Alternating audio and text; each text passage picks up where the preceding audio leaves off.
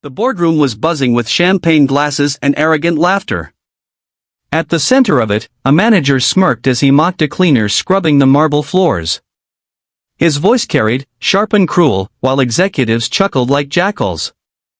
To them, she was invisible, just another uniform meant to bow and vanish. But what none of them knew was that within hours, the balance of power would shift violently. And when it did, the man laughing loudest would be the one begging for mercy. Her name was Amara. Every night, she slipped on the same navy blue uniform, the scent of bleach clinging to her skin. The janitorial cart squeaked as she wheeled it down the endless hallways of glass offices. The world inside those walls shimmered with well-tailored suits, silver watches, polished shoes tapping on marble. But when eyes met hers, they glanced past her like she wasn't there. She'd been invisible for years. Cleaning spills no one remembered. Wiping away fingerprints from men who wouldn't even offer a thank you. Yet behind her quiet gaze lived a mind sharper than the glass she polished. A mind they would all regret underestimating. That night, the office was alive with celebration. A multi-million-dollar deal had just been signed, and the manager at the center of it, Gregory Lang, was glowing with smug satisfaction. His ego filled the room heavier than the smell of cologne and champagne. Amara bent to scrub a stubborn stain on the marble floor just outside the boardroom. She didn't mean to overhear, but his voice thundered over the music. "Look at her," Gregory said, pointing at Amara with a mocking grin. "Imagine working all your life just to wipe floors for people like us." The room erupted in laughter, cruel and sharp. Glasses clinked as though her dignity was a punchline. Amara froze. The sponge in her hand trembled. Every laugh drilled into her chest, each one branding her as less than human. She forced her face to stay calm, but her blood surged hot, a tidal wave pressing against the dam of her composure. What would you do, standing there, laughed at by a room full of people who believed you were nothing? Would you swallow it down, or strike back? Gregory didn't stop. He leaned closer, whispering just loud enough for everyone to hear. "You know what the company should do? Hire more like her. Cheap labor. Easy to ignore." The laughter turned darker, sharper, knives disguised as jokes. Amara straightened slowly. For the first time, her eyes met Gregory's. He expected submission. What he saw instead was a calm, unwavering fire that unsettled him for reasons he couldn't explain. The room quieted for a beat. He cleared his throat, brushing off the strange silence, and waved his hand. "Back to work, cleaner. Don't stand there like you own the place." The irony burned her lips. She almost laughed herself. Because the truth was, by morning, she would own the place. Amara left the boardroom without a word, her footsteps steady, the hum of fluorescent lights filling the corridor. Every sound echoed sharper than usual, the pop of a champagne cork, the shuffle of leather shoes, the shallow laughter behind her. She wheeled her cart back into the supply closet and shut the door. For a moment, she leaned against the shelves, chest tight, the bitter stench of chemicals mixing with her breath. But then, she smiled. A quiet, dangerous smile. Because in just a few hours, she wasn't going to be their cleaner. She was going to be their CEO. The elevator ride down felt endless. Each floor chimed like a countdown. Amara watched her reflection in the steel doors, uniform wrinkled, eyes shadowed, hands rough from years of scrubbing. Yet beneath that disguise lay the architect of a future they couldn't imagine. She had waited, studied, and planned. Silent years of humiliation had sharpened her like a blade. Every insult was fuel. Every laugh had carved her resolve deeper. And tonight, because Gregory chose cruelty over silence, his empire would crack before sunrise. When she stepped into the cool night air, the city roared around her.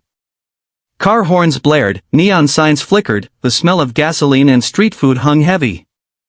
She pulled out her phone, thumb hovering over a number she had memorized long ago. A single call.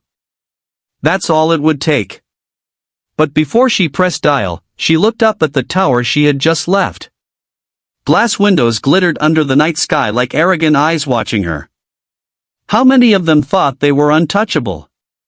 How many treated people like dirt while standing on fragile pedestals? Her lips curved again. Not anymore. She pressed the button. The line clicked. A voice answered.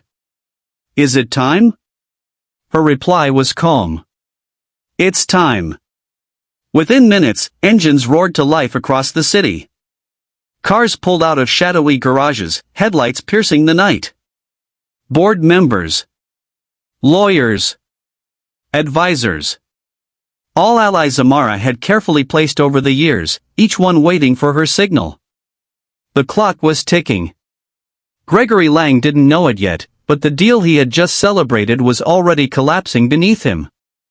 And when the sun rose, the man who laughed at a cleaner would find himself begging that same woman for mercy. The morning sun blazed against the skyscraper's mirrored windows, throwing shards of light across the city. Inside, the atmosphere was tense. Gregory Lang strutted into the boardroom with his usual swagger, nursing a hangover from last night's celebration.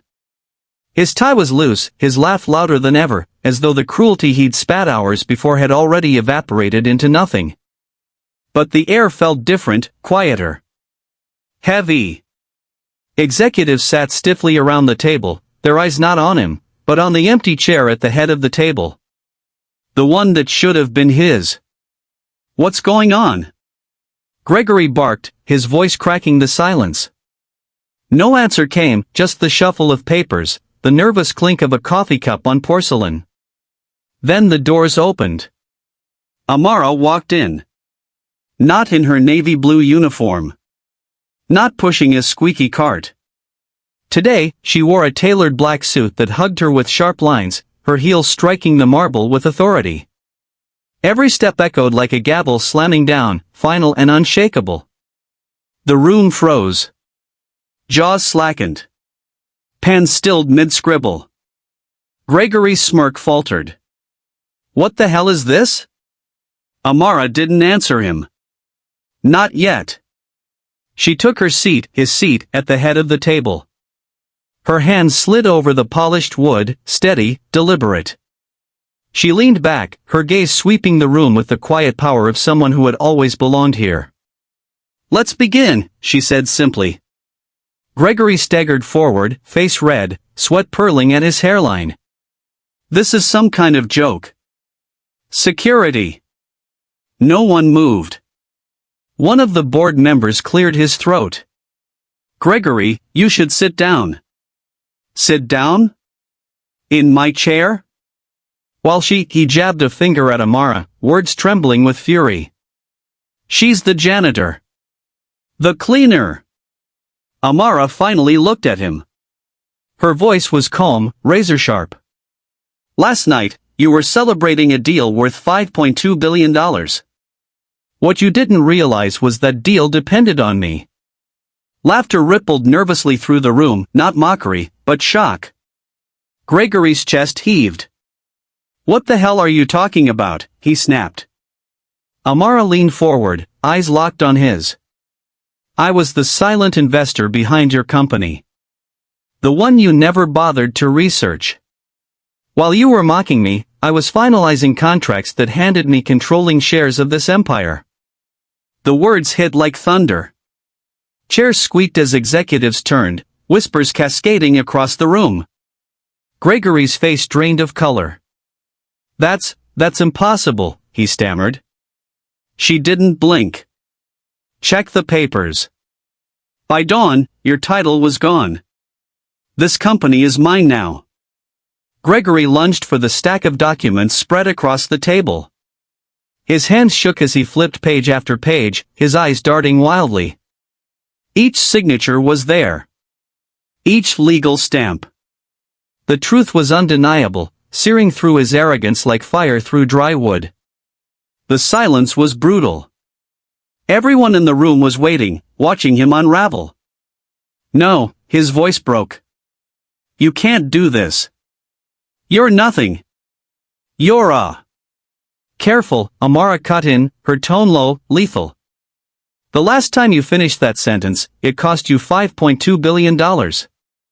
Want to see what happens if you try again? Gasps rippled around the table. Gregory froze, chest heaving, words swallowed by the sharp edge of her warning. For the first time, the predator looked like prey. Amara turned to the board. Effective immediately, the international merger Gregory signed last night is cancelled. Every agreement tied to his reckless leadership will be reviewed and terminated if it endangers the company's integrity. The executives erupted in whispers. Billions lost in minutes. Deals torn apart. The scale of her move was staggering.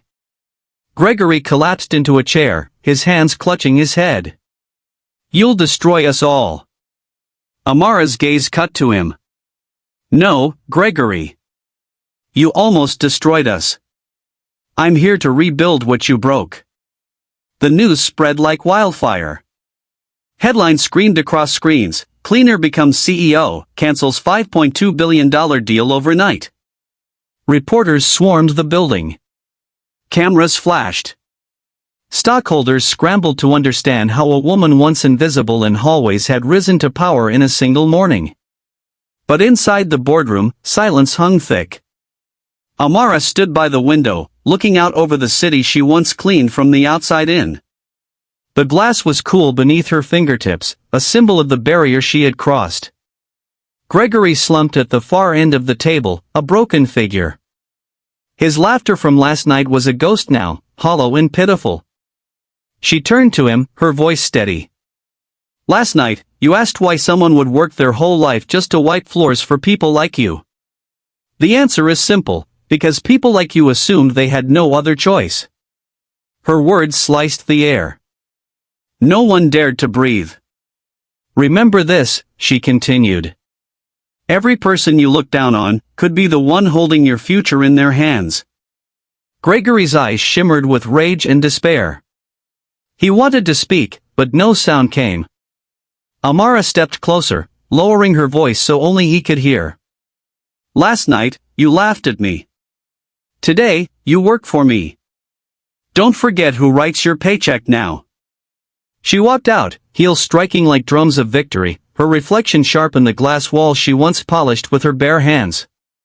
In the lobby, reporters shouted questions, microphones stretched toward her like spears. She paused only once, lifting her chin, her voice carrying the weight of justice. Power doesn't belong to those who mock. It belongs to those who endure, who rise, and who never forget the value of respect. The crowd erupted, cameras flashing like lightning. And somewhere above, in a boardroom heavy with silence, a man who once laughed at a cleaner sat in the ruins of his arrogance. Because in the end, the floor he thought she scrubbed beneath him had risen to swallow him whole. Would you have stayed silent in Amara's place or struck back the way she did?